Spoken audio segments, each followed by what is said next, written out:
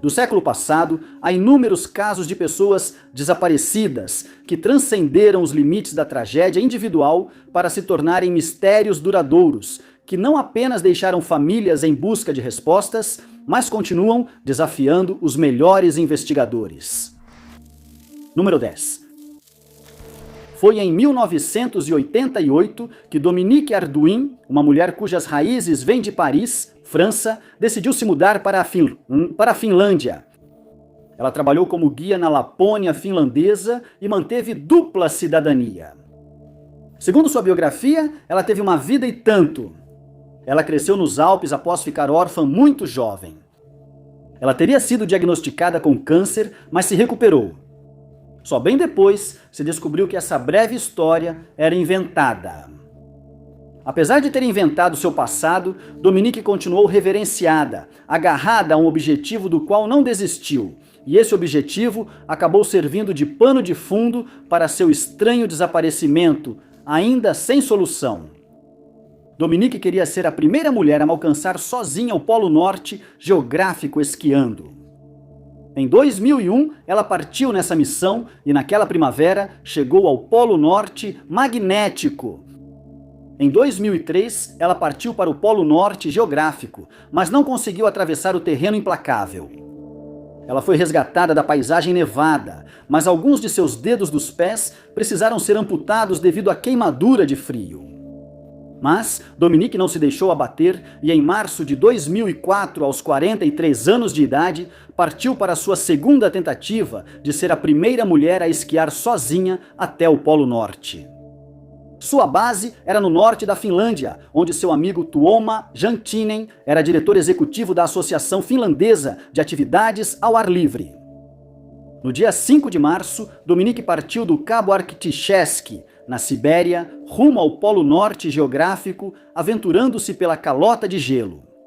Ela levou tecnologias de comunicação avançadas e comida para 17 dias.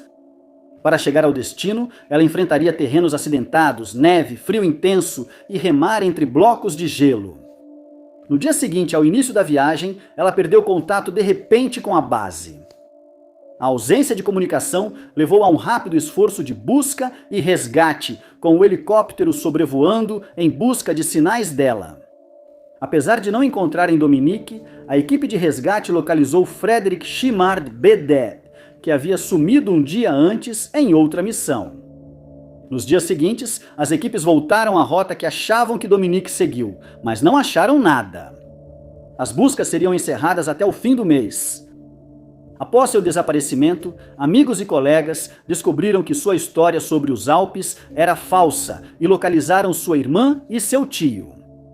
Segundo familiares, Dominique já havia sumido antes, mas não disseram em que circunstâncias. Esses parentes acham que ela está viva e pode só morar em outro lugar. O tio de Dominique disse que ela poderia ter recomeçado a vida, talvez na Rússia. Não se sabe o que a mulher de 43 anos vestia ao desaparecer, mas ela pode ser facilmente identificada pela falta de alguns dedos dos pés amputados após congelamento. Ela tem olhos azuis e na época do desaparecimento usava o cabelo loiro curto. Informações sobre ela podem ser comunicadas à delegacia local ou ao departamento do xerife. Número 9. Kirk von Ackermann começou seu envolvimento com os serviços militares e de inteligência nos anos 90, atuando como linguista de russo no Exército dos Estados Unidos. Ele também foi oficial de inteligência na Força Aérea dos Estados Unidos, onde assumiu o cargo de vice-diretor de inteligência da OTAN em Kosovo. Kirk se tornaria oficial condecorado por atuar em território inimigo. Durante uma missão de serviço, Kirk, aos 37 anos, foi dado como desaparecido em 2003. Era outubro e Kirk, um contratado do Departamento de Defesa, trabalhava para a Ultra Services, localizada em Istambul, Turquia. Ele foi enviado a Tikrit, no Iraque, durante a Operação Liberdade do Iraque, um plano marcado por vários problemas.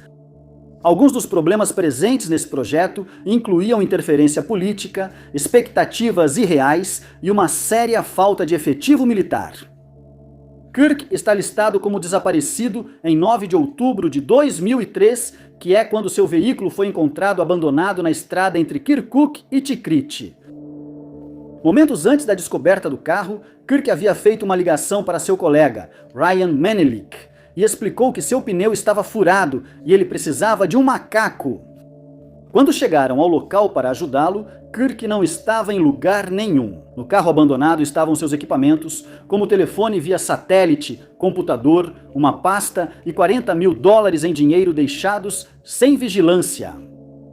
A unidade de fraudes graves em aquisições do USACIDC estava investigando o caso do desaparecimento de Kirk, assim como um incidente infeliz envolvendo Menelik, que ocorreu apenas 2 meses antes. Segundo o pai de Menelik, ele recebeu um e-mail do filho sugerindo isso. Ele suspeitava que colegas da Ultra Services, cujo site dizia ter fechado $14 milhões em negócios com o Pentágono, pudessem estar envolvidos em fraudes com oficiais de contratos do Exército dos Estados Unidos. Um e-mail escrito por Menelik sugeria que ele temia por sua vida, mas não disse o motivo. O CD pode não ter conseguido confirmar se Kirk teve um fim trágico, presumindo que ele foi vítima de uma tentativa de sequestro mal sucedida, que pode ou não estar relacionada ao caso de Menelik. Além disso, os investigadores não divulgaram mais informações, já que o caso é de grande repercussão e ainda está em andamento. Kirk está entre os 5 homens desaparecidos, ligados a prestadores de serviço do Departamento de Defesa desde o início da Operação Tempestade no deserto. Seu desaparecimento ainda gera controvérsia. Ele foi descrito como um homem caucasiano de Moss Beach, Califórnia. Ele deixou uma esposa e 3 filhos e era o gerente da Siebel Systems em San Mateo, Califórnia. A investigação sobre seu desaparecimento continua e informações devem ser enviadas à delegacia ou ao escritório do FBI. Número 8. Entre irmãos e irmãs está Immaculate Mary Basil, uma mulher indígena canadense, filha de Patrícia e Samuel. Ela tem 3 irmãos, incluindo Nick, Peter e Travis, assim como 3 irmãs, Crystal, Aida e Samantha. Segundo seus entes queridos, Immaculate, conhecida como Mackie, era mais próxima das irmãs mais novas, Crystal e Aida, que a consideravam carinhosa. Ela ajudava de qualquer maneira que pudesse quando alguém lhe pedia. Mackie nasceu em 8 de dezembro de 1985, data da festa da Imaculada Conceição da Igreja Católica Romana, que acredita-se ter influenciado a escolha de seu nome. Ela cresceu no sistema de acolhimento com as irmãs mais novas, fortalecendo o laço entre elas. Seus entes queridos a viam como introvertida. Ela raramente ia a festas, não bebia nem usava drogas, preferindo ficar em casa limpando, decorando, navegando na internet e com seu filho pequeno. Devido ao seu comportamento introvertido e personalidade cautelosa, a família ficou surpresa ao saber que, em 2013, ela foi sozinha a uma festa, evento que se tornou cenário de seu desaparecimento. Em 13 de junho, Mackie saiu de casa e foi à reserva Tati para uma festa em uma residência. Não se sabe quem mais participou da reunião naquela noite, e só 2 pessoas foram nomeadas publicamente. Keith, primo de Mackie, foi uma das pessoas que ela encontrou naquela noite. Ela também foi vista, segundo relatos, na companhia de um homem chamado Victor, que também era conhecido da família. Por volta da meia-noite, no dia 14 de junho, Mackie sai da festa com Victor e Keith para ir até uma cabana localizada perto de Cuja para buscar uma lata vermelha. Eles foram juntos em uma caminhonete branca e azul e durante o trajeto, circunstâncias desconhecidas causaram o desaparecimento não resolvido de Immaculate Basil. Essa foi a última vez que alguém a viu ou teve notícias dela. Supostamente, Victor foi visto em Tati 10 horas depois e suas roupas estavam encharcadas até o peito. No mesmo dia, Mackie não atendeu às ligações da irmã preocupada. 3 dias depois, após ligar para várias pessoas que a conheciam, a família denunciou o desaparecimento da mãe de um filho à Polícia Montada Real do Canadá. Enquanto investigavam o caso, a Polícia Montada Real do Canadá interrogou Keith e Victor, que alegaram que, enquanto viajavam pela estrada Leo Creek Forest Service Road, se envolveram em um acidente. A história foi confirmada por pedaços do caminhão achados perto de uma árvore na região. Eles alegaram que Mac se separou deles após o ocorrido. Os dois homens passaram por testes de polígrafo e análise forense. Nada de suspeito foi encontrado e ambos colaboraram. A Polícia Montada do Canadá começou as buscas uma semana após o desaparecimento da mulher ser comunicado. Vasculharam a área por terra, ar e com cães farejadores, mas nada foi achado. Quando desapareceu, Imaculada vestia calça de yoga cinza, tênis branco e moletom preto com folha de bordo na frente. Ela levou um iPod Shuffle azul escuro e fones de ouvido brancos. Nenhum desses itens foi encontrado na área onde ela desapareceu. Com a notícia do caso, várias pessoas apareceram dizendo tê-la visto. Imaculada desapareceu em uma área da Rodovia das Lágrimas.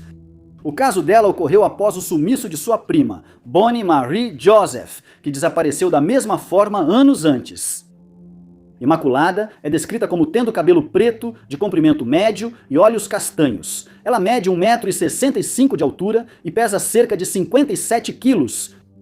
Informações sobre seu desaparecimento ou paradeiro podem ser enviadas à Polícia Montada Real do Canadá em Fort St. James. 50-996-8269. Número 7. Totti Tran Harriman teve uma vida realmente incrível.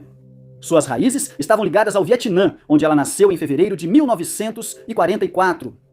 Ela cresceu na região sul do país, onde foi criada em Tai Ninh, uma cidade próxima a Saigon. Sua casa era às margens do rio Saigon, o que lhe deu afinidade por viver perto d'água mais tarde. Quando tinha 22 anos, ela deu à luz seu primeiro filho, Minh. Mais tarde, ainda naquele ano, ela perdeu o marido na Guerra do Vietnã. 2 anos depois, em 1968, conheceu o soldado americano Clinton Harriman, oficial da Marinha Mercante dos Estados Unidos. Clinton e Totti se apaixonaram à primeira vista e casaram em cerimônia tradicional vietnamita. Juntos construíram uma casa no interior de Tai Ninh e tiveram uma filha, Tu Hong. Por causa da guerra violenta, o casal precisaria planejar como proteger a menina, pois sua origem vietnamita e americana a tornava alvo. Esse esforço levou a família a se mudar várias vezes, incluindo para as praias rochosas de Casco Bay, no Maine, e as águas rasas do Golfo do México, mantendo o tema de viver à beira da água e desfrutar uma vida colorida e feliz. Totti se voluntariou em hospitais para refugiados para atuar como tradutora de vietnamita e estava ganhando bem, chegando até a considerar comprar imóveis extras no Texas com a esperança de se tornar proprietária e ficar mais próxima de seu filho adulto e dos netos. A casa que ela queria comprar lhe daria de novo uma bela vista do oceano. Ela estava animada para se mudar para um lugar onde pudesse se reconectar com a família e estava ansiosa para fazer novas amizades. Ela sonhava em ensinar seus netos a pescar e encontraria uma maneira de contribuir para a comunidade vietnamita em sua nova cidade. Mas Totti jamais teria essa chance. No verão de 2001, Totti, de 57 anos, traçou uma rota entre League City, onde visitava o filho, e Corpus Christi, Texas, onde buscava comprar uma propriedade. O plano dela era pegar a rota panorâmica, a rodovia 35, em busca de possíveis casas. Ela saiu da casa do filho por volta das 5 da manhã do dia 12 de julho de 2001 em seu Lincoln Continental Rose Quartz 1995 com a placa personalizada da Flórida, Totti. O carro possuía um adesivo quadrado no para-choque traseiro, escrito PJC, e um emblema dos SEALs da Marinha na frente. Às 8h30, 3h30 após sua saída, um amigo de Totti tentou ligar para o celular dela. O telefone tocou 4 vezes e foi para a caixa postal, mostrando que estava ligado. Às 10h30, o amigo tentou ligar novamente, mas caiu direto na caixa postal, indicando que o aparelho estava desligado. Naquela noite, ainda sem notícias dela, isso levantou preocupações entre sua família e amigos. O filho dela ligou para o local onde a mãe se hospedaria, mas soube que Totti não chegou. No dia seguinte, a mulher foi registrada como desaparecida na delegacia. Buscas extensivas foram realizadas posteriormente entre League City e Corpus Christi, mas esses esforços não trouxeram nenhuma pista sobre o desaparecimento de Totti. Lincoln também nunca foi encontrado e segue tão misteriosamente desaparecido quanto Totti. Com o tempo, só surgiram fragmentos e informações esparsas sobre o desaparecimento, mas nenhuma pista trouxe resultados. Relatos não confirmados de avistamentos de Totti surgiram entre Texas e Flórida. Testemunhas também disseram tê-la visto com um homem afro-americano desconhecido. Ele foi descrito como magro e aparentando estar na faixa dos 20 anos na época. Ele foi visto dirigindo em Houston no dia do desaparecimento de Totti e é considerado possível suspeito. De acordo com o Departamento de Polícia de League City, suspeita-se de crime. Totti Tran Harriman é uma asiática de cabelos pretos grisalhos e olhos castanhos. Ela é de ascendência vietnamita, tem cicatrizes no abdômen, uma da cesariana e outra da esterectomia. Costuma usar óculos.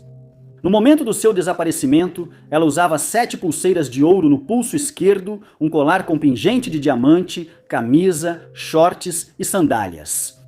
Informações sobre o desaparecimento dela podem ser direcionadas à polícia de League City pelo telefone 281-3322-566. Número 6. Pouco se sabe publicamente sobre o histórico e a vida pessoal de Chastity Reed. Ela nasceu em 22 de agosto de 1978 e era residente de Little Rock, Arkansas, em 2002. Ela é muito querida pela família e próxima dos primos. Amigos e familiares às vezes a chamavam de Putin como apelido. Também foi dito que ela tinha uma condição médica, embora não tenha sido especificado qual é essa condição. A história de Chastity começa em 26 de outubro de 2002, quando ela fez uma ligação para um familiar de Greenwood, Mississippi. Ela avisou ao parente que estava em Greenwood e planejava ir para Scooba, Mississippi. Ela também indicou que talvez fizesse uma parada em Meridian, que fica no caminho para Scooba. Chastity disse que visitaria alguns primos lá, mas depois dessa ligação, ninguém mais a veria ou ouviria falar dela. A jovem de 24 anos estava viajando em um Ford Contour 1998 4 portas, cor turquesa, quando desapareceu. Não se sabe se ela foi à casa dos primos, o que dificulta limitar o local de busca. Ou ela desapareceu entre Greenwood e Meridian, ou entre Meridian e Scooba. Ela pode ter desaparecido ao voltar para casa, em Little Rock. Ninguém em nenhuma dessas áreas parece ter tido qualquer contato com ela. Nem houve qualquer possível avistamento de Chastity ou do carro dela. As autoridades vasculharam a região e o trajeto provável da jovem, mas ainda não tem pistas sobre seu paradeiro. O veículo dela, com placas do Arkansas, não é visto desde o desaparecimento e o caso segue sem solução, sendo considerada desaparecida e em perigo. Nenhum suspeito foi identificado em relação ao desaparecimento dela, e até 2026 não houve relatos de avistamentos ou pistas. Chastity agora teria 47 anos, é conhecida por ter uma condição médica e costuma usar o apelido Putin como sobrenome. Ela foi descrita como uma mulher afro-americana, com cabelo preto e olhos castanhos, mede cerca de 1,70 metros de altura e pesa aproximadamente 145 quilos. As 2 orelhas dela são furadas e quando sumiu usava calça verde de licra e camisa branca. A agência responsável pela investigação é o Departamento do Xerife do Condado de Kemper, e eles podem ser contatados pelo número 601-753-2255. Número 5.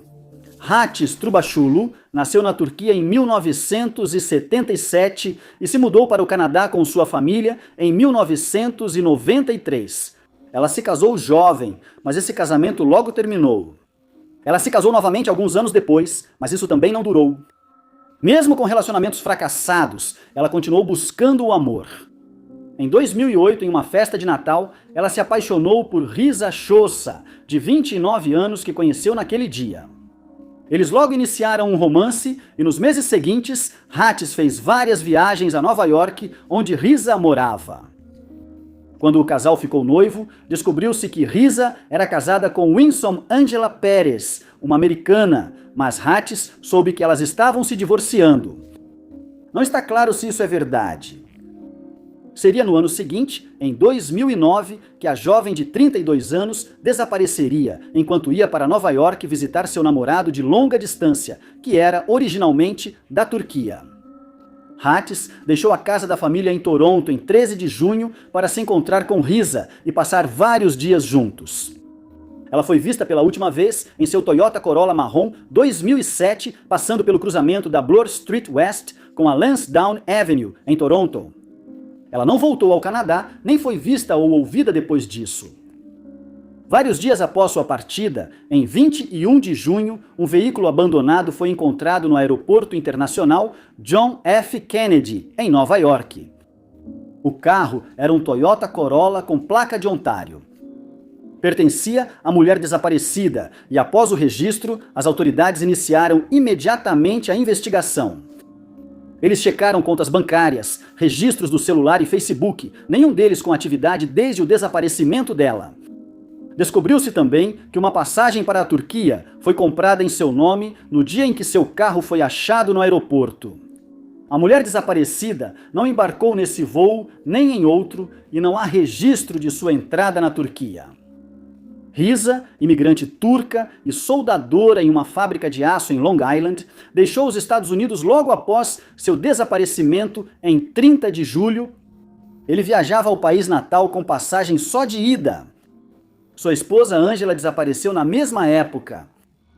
Curiosamente, o carro de Angela também foi achado abandonado no aeroporto onde o de Hattis estava, 4 meses após seu marido ir para a Turquia. Ela foi encontrada em circunstâncias trágicas, levando a polícia a considerar Risa Xhosa pessoa de interesse nos desaparecimentos dela e de Hattis, suspeitando fortemente de crime. Mas o possível suspeito já faleceu. Os investigadores não creem que Hattis tenha deixado Nova York, mas não há pistas de onde ela foi parar. O desaparecimento dela segue sem solução, sendo considerada desaparecida e em perigo. Ela é descrita como uma mulher caucasiana de cabelo preto na altura dos ombros e olhos castanhos. Ela mede 1,55 metros de altura e pesa 59 quilos. Dizem que ela tem uma pequena cicatriz na bochecha esquerda e foi vista pela última vez de calça e camisa social brancas e salto alto preto.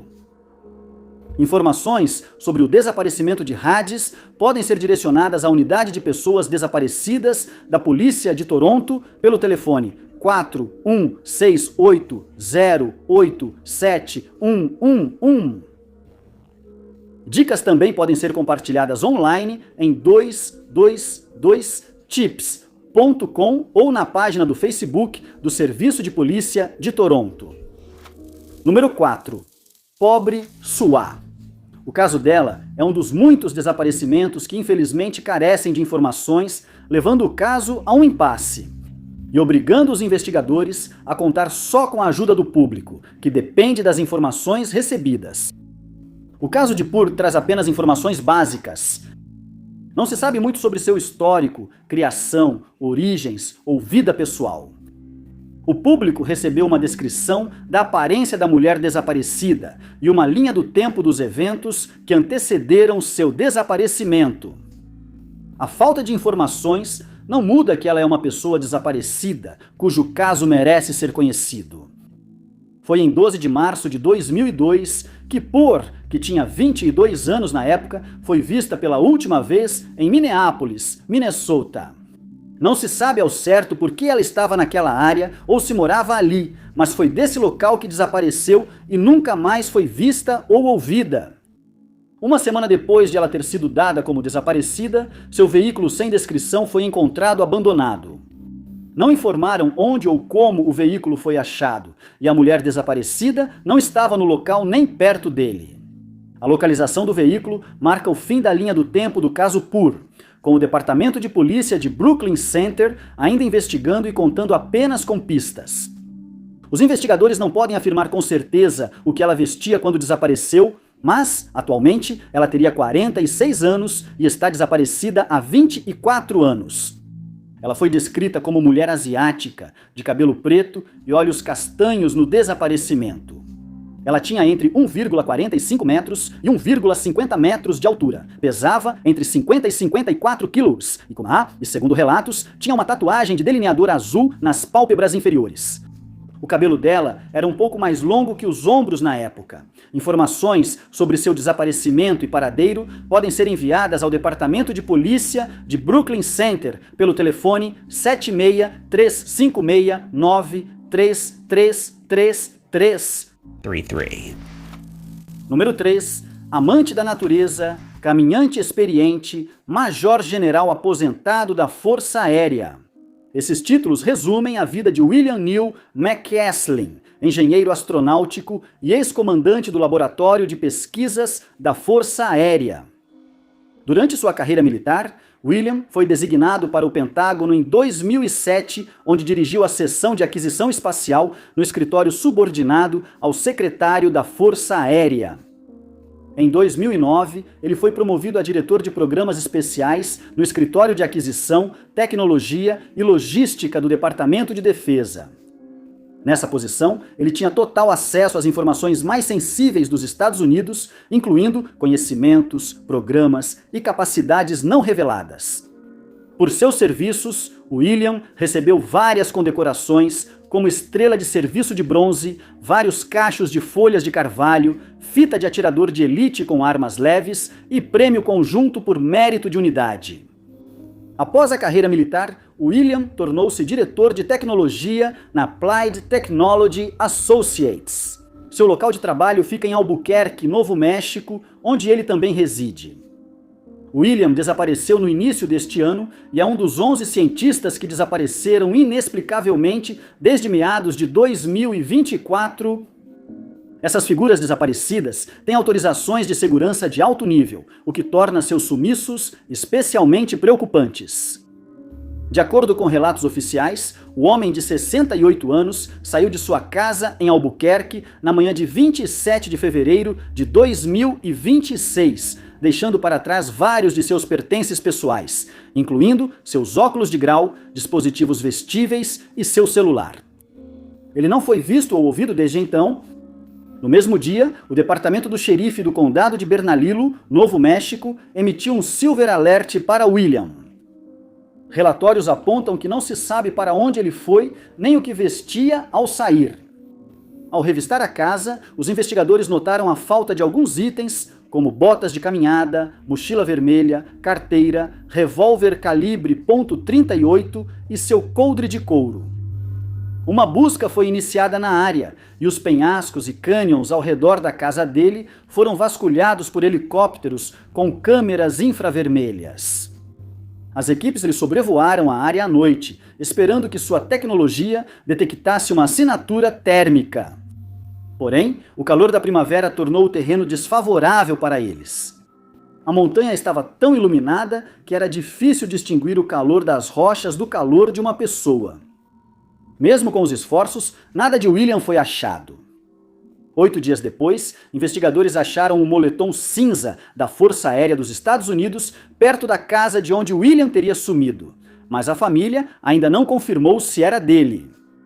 Segundo as investigações, as autoridades não sabem por que ele saiu de casa ou se houve envolvimento de terceiros. Também analisaram horas de imagens de câmeras de segurança, mas isso não ajudou. Registros oficiais sobre o desaparecimento de William indicaram que ele enfrentava confusão mental e uma condição médica não especificada. Foi por causa disso que ele se afastou de vários grupos, a maioria deles de base científica. Apesar de um possível declínio cognitivo, William era descrito como a pessoa mais inteligente da sala, além de ser altamente capaz. Seu desaparecimento é totalmente atípico para ele. Desde abril deste ano, esses desaparecimentos passaram a ser investigados pela Casa Branca como parte de uma ampla investigação sobre os eventos envolvendo o sumiço de pessoas com alto nível de autorização de segurança, a maioria dos quais ainda não foi solucionada. Por questões de saúde, as autoridades temem por sua segurança. William McCaslin foi visto pela última vez em Quail Run, por volta das 11 horas do dia 27 de fevereiro, em direção desconhecida. Homem de 68 anos, caucasiano, olhos azuis e cabelos brancos acinzentados. Ele tem 1,80 metros de altura e pesa cerca de 73 quilos. Ele também é conhecido por usar óculos de grau. Informações sobre o paradeiro e as circunstâncias deste caso podem ser direcionadas à unidade de pessoas desaparecidas pelo telefone 150546877070. 70. Número 2. Mary Denise Lance nasceu em setembro de 1964. Em 2004, Mary morava com a família em Marshall, Michigan, e tinha 2 filhos adultos. No mesmo ano, os pais dela se mudaram para a Califórnia. Anita queria que a filha se mudasse para o oeste com eles, mas ela preferia ficar em Michigan enquanto se preparava para ser avó. A mulher de 39 anos morava em um apartamento na altura do número 1200 da Arm Street, em Marshall. Ela morava lá com seu noivo, Christopher Luke Pratt. 2 dias após seus pais se mudarem para a Califórnia, Mary desapareceu de casa após discutir com Christopher. Ela foi vista pela última vez entre 10 e 10:30 da noite do dia 12 de março de 2004. Segundo seu noivo, ela avisou que sairia para caminhar e foi vista por ele indo à garagem do condomínio onde moravam. Em seguida, ela desapareceu na escuridão. Mary não voltou naquela noite e desde então não foi mais vista ou ouvida. 2 dias após ser vista pela última vez, Christopher ligou para a família da noiva na Califórnia para saber se ela estava lá. A ligação preocupou a família, que não via Mary desde que eles saíram de Michigan. O alerta levou o irmão da mulher desaparecida a entrar em contato com o departamento de polícia de Marshall e registrar o desaparecimento dela. As autoridades logo iniciaram uma investigação e foram ao apartamento de Mary. Lá, eles descobriram que ela deixou para trás suas chaves, celular, anel de noivado, roupas e seu Dodge Durango ao sair. Faltava em casa apenas sua bolsa de malha branca, que Christopher disse que ela levou naquela noite. Nenhuma das contas de Mary teve atividade desde aquela noite. Os investigadores revisaram horas de imagens de segurança. Uma câmera da loja Marshall Party filmou Mary por volta das 18h30, no dia 12 de março, horas antes do desaparecimento. A família contratou um detetive que descobriu que Mary foi à loja de festas antes de encontrar sua noiva em um salão próximo. Testemunhas teriam ouvido o casal discutir antes de ambos saírem logo depois. Ela supostamente combinou de se encontrar com uma amiga naquela noite, mas, quando essa amiga foi buscá-la, Christopher disse que Mary não estava mais disponível. A polícia usou cães que rastrearam o cheiro até um hotel próximo. Mas fora isso, nada foi encontrado. Christopher parou de falar com a polícia e, após o sumiço da noiva, foi condenado por acusações não ligadas ao caso dela. Ele foi libertado condicionalmente em 2013, após cumprir só 6 anos por crime, violência doméstica, cárcere privado e adulteração de dispositivo de comunicação. Ele foi apontado como pessoa de interesse, mas não como suspeito nos relatórios oficiais. Suspeita-se de crime no desaparecimento de Mary Lance, que continua desaparecida. Ela foi classificada como desaparecida e em perigo, e seu caso segue sem solução. A mulher de 39 anos tinha cabelo castanho e olhos castanhos, media 1,68 metros de altura e pesava cerca de 73 quilos. As orelhas e o umbigo dela eram perfurados. Ela possui uma cicatriz no braço esquerdo da vacinação contra poliomielite e dizem que usava óculos de leitura marrons. O lóbulo da orelha direita dela está rasgado.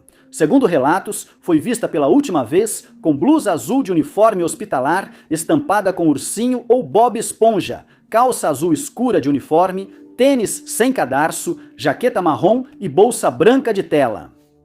Informações sobre o paradeiro dela podem ser direcionadas ao Departamento de Polícia de Marshall pelo telefone 269-781-2596. 6. Número 1. Craig Steve Kinner nasceu em 9 de maio de 1961 e, em 2004, ele era casado e morava no Missouri. Pouco se sabe sobre seu passado e história pessoal. Os próximos registros são de seu desaparecimento repentino, que deixou a família devastada em busca do ente querido. Foi no dia 3 de março de 2004 que o homem de 42 anos foi até a altura do número 700 da Fremont Street, em Washington, Missouri, para visitar sua mãe. Após algumas horas de visita, Craig saiu da casa de sua mãe e disse a ela que iria pular no rio para se divertir. Ele ligou para a esposa e disse o mesmo. O rio mencionado era o Missouri, a cerca de 800 metros a nordeste da Fremont Street. Craig deixou todos os seus pertences pessoais com sua mãe e partiu, mas não se sabe se ele realmente chegou ao rio ou se de fato pretendia ir até lá. Ninguém o viu, nem teve notícias dele desde então. Quando ele não voltou naquela noite, seu desaparecimento foi comunicado imediatamente ao Departamento de Polícia de Washington. Diante do possível perigo ao homem desaparecido, uma operação imediata de busca e resgate foi iniciada, mas as autoridades não acharam nenhum vestígio dele. As circunstâncias do desaparecimento são incertas e o paradeiro de Craig segue desconhecido. Desde então, as autoridades o consideram desaparecido e em perigo, e o caso segue sem solução. Apesar de apelos ao público por qualquer informação que pudesse ajudar no caso, nenhuma pista surgiu, e a família ficou de coração partido com toda essa situação. Craig Keener foi descrito com cabelo castanho e olhos azuis. Ele tem 1,65 m de altura e pesa cerca de 61 quilos. Ele tem tatuagens no pulso e ombro direitos, além de outras áreas. Segundo a mãe do desaparecido, ele usava calça jeans azul, moletom turquesa e chapéu bege quando foi visto pela última vez. Informações sobre o paradeiro dele podem ser direcionadas ao Departamento de Polícia de Washington pelo telefone 63693011057. Muito obrigado por assistirem. Se você gostou deste vídeo, não esqueça de clicar no botão de curtir. Não se esqueça de se inscrever e ativar o sininho para receber nossos vídeos. Sou o Top 5 Unknowns e vejo vocês no próximo vídeo.